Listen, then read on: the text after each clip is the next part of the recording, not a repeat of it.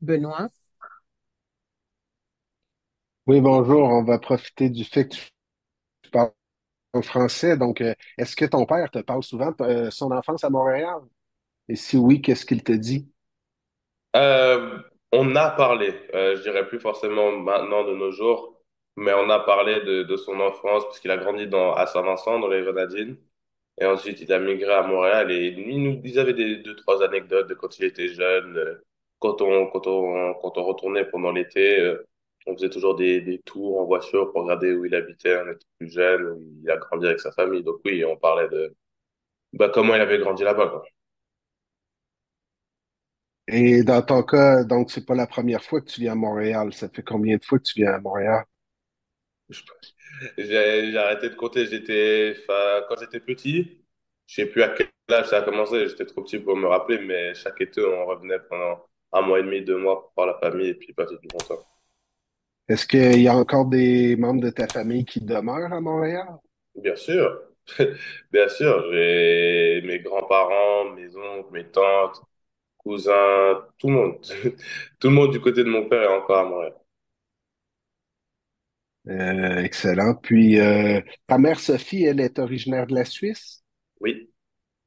Excellent. Merci.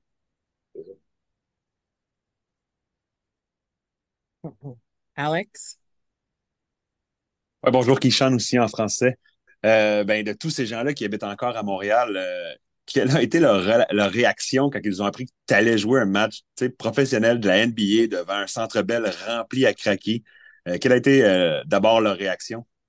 Je les ai pas encore appelés et j'ai pas eu leur réaction en live, mais je dois imaginer que c'était beaucoup d'excitation. Je sais qu'ils m'ont directement écrit pour savoir si je pouvais avoir des tickets, des places, parce qu'ils avaient peur enfin, faire en sorte qu'ils soient tous là pour pouvoir me voir jouer. Donc, je pense beaucoup d'excitation et puis ça va être un super moment. Et en as-tu parlé avec ton père? Oui, bah mon père il était avec moi à Washington et puis c'était juste essayer de coordonner pour avoir le maximum de tickets et de places possibles pour que tout le monde puisse venir. Et toi, à quel point ce sera spécial de vivre ce moment-là avec ton père que lui a grandi à Montréal littéralement. Et encore une fois, je le répète, le Centre Bell, ça va être une atmosphère incroyable. Donc, de vivre ce moment-là dans un endroit que tu connais bien, à quel point ça va être spécial. Non, pour moi, le truc le plus spécial, c'est de pouvoir jouer devant ma famille qui m'a jamais vu jouer. En fait, c'est ça pour moi qui est le plus important. Et puis après, c'est juste un autre match de basket, mais vraiment l'aspect famille et d'avoir l'opportunité qu'ils puissent me voir jouer, c'est quelque chose de bien. Est-ce que ça va être juste de la famille ou il y aura aussi des amis? Est-ce que tu as des amis à Montréal? Famille, plus famille, mais j'ai aussi des amis. Ouais. OK, super, merci. Thank you.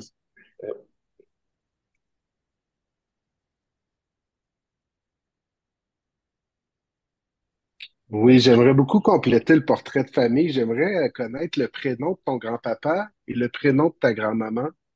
Oui, Yvette George, grand-maman, et Raymond George, grand-père. Raymond.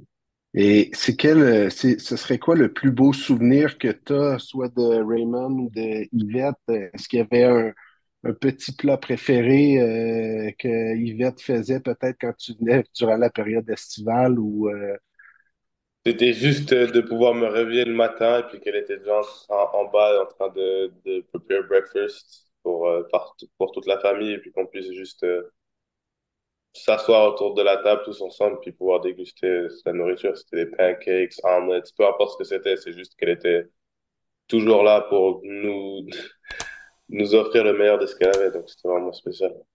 les deux sont toujours en vie, bien sûr. Oui. Excellent. Mais merci beaucoup. Bienvenue à Montréal. Merci.